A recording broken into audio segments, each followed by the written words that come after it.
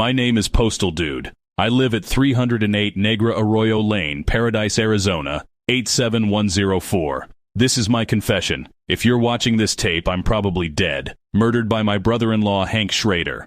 Hank has been building a virtual YouTuber empire for over a year now and using me as his recruiter. Shortly after my 50th birthday, Hank came to me with a rather shocking proposition.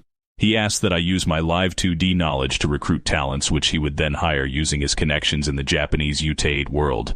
Connections that he made through his career with Nikoniko. I was astounded. I always thought that Hank was a very moral man, and I was thrown, confused. But I was also particularly vulnerable at the time, something he knew and took advantage of. I was reeling from a cancer diagnosis that was poised to bankrupt my family. Hank took me on a ride along and showed me just how much money even a small indie channel could make, and I was weak. I didn't want my family to go into financial ruin, so I agreed. Every day, I think back at that moment with regret. I quickly realized that I was in way over my head, and Hank had a partner, a man named Motoaki Yagu Tanigo, a businessman. Hank essentially sold me into servitude to this man, and when I tried to quit, Yagu threatened my family. I didn't know where to turn.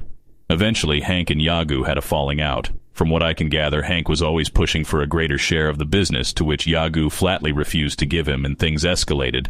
Yagu was able to arrange, I guess you call it a hit on my brother-in-law, and failed, but Hank was seriously injured, and I wound up paying his medical bills, which amounted to a little over $177,000.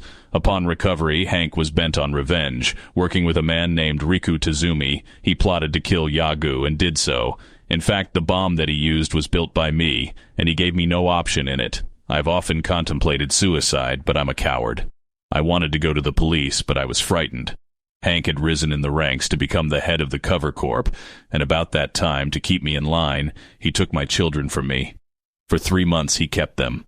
My wife, who up until that point had no idea of my VTubing activities, was horrified to learn what I had done, why Hank had taken our children. We were scared. I was in hell. I hated myself for what I had brought upon my family. Recently, I tried once again to quit, to end this nightmare, and in response, he gave me this. I can't take this anymore. I live in fear every day that Hank will kill me, or worse, hurt my family. All I could think to do was to make this video in hope that the world will finally see this man for what he really is.